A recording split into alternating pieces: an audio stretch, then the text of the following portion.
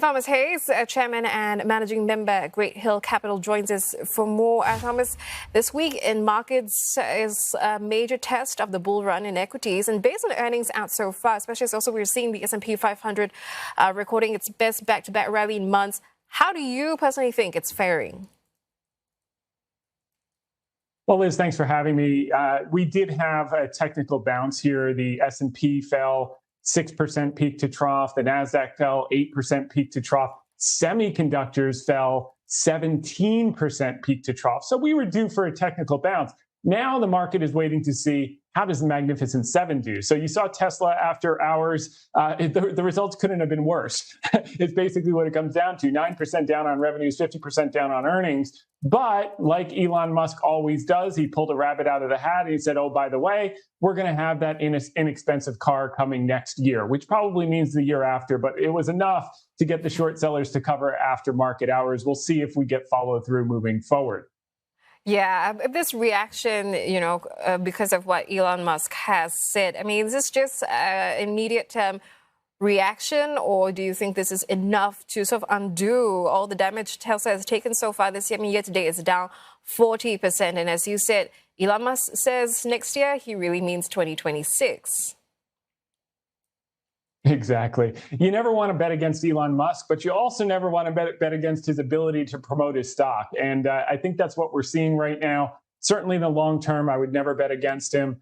And, as far as the general markets, in addition to that technical bounce, we did see two important data points that you referenced, which was the manufacturing PMI and the services PMI missed expectations. And what that meant was that this counter trend rally with yields spiking and the dollar spiking, which had everyone nervous about markets in recent weeks, may be coming to or nearing an end, because what we saw was yields were more subdued today. And it may mean if we are in fact slowing in the economy a little bit, the Fed will in fact be able to move ahead with one or two cuts this year. Yeah, and looking at how yields are moving, your expectations on whether that is actually going to happen. I mean, there's lots of chatter, even saying that those cuts could come next year. But given that the trajectory and where yields are headed, how likely is the cuts happening? Are the cuts happening this year? Yeah, I do think if we continue to see that type of data, we will see one or two cuts this year. But the big news that very few people are focused on, Liz, is in the Fed minutes in the last week or so, they alluded to tapering the taper, meaning they've been allowing $90 billion of bonds to roll off every single month, creating a lot of supply and not reinvesting that money. What the Fed has signaled is they want to cut that in half soon, which means they're going to start reinvesting about $30 to $45 billion a month in treasuries, which is going to create new demand for treasuries, which should increase the price of treasuries and decrease yields. And that's why I think maybe in the next few days, or certainly the next couple of weeks, we may be getting closer to the end of the rise in yields, and maybe bonds start to find a bid, which is going to affect a number of different sectors in the stock market that have been left behind.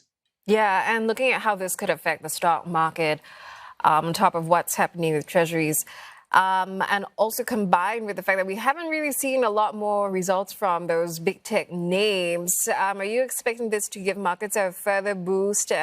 Especially, are you expecting to see those big tech names extend their positive performance there? There's an estimate there from Bloomberg saying that Mag 7 names, they're forecast to rise in 38% in Q1 from a year ago. And how would you position in tech? Yeah, I do think that the Magnificent Seven earnings are going to come in line or slightly better. Estimates for the quarter overall have been brought down from 5.7% earnings growth to just 3.4% earnings growth. So the bar is lower, which enables companies to step over it. They don't have to jump over it. And I do think when Meta reports tomorrow and then Microsoft and Alphabet the day after, I do think we're going to see positive results and positive guidance, which should be short-term supportive for the market. But the real story is going to be, does the Fed actually start to cut back on the taper? And does that first cut look like it's going to happen potentially over the summer or in the fall? In which case, that's when the market will find its footing. It may not be immediately, but it could be in coming weeks. Yeah, indeed. So that is a big question out there, and combined with geopolitical conditions, those concerns there, especially what's happening in the Middle East. How do you hedge amid all this volatility, uncertainty?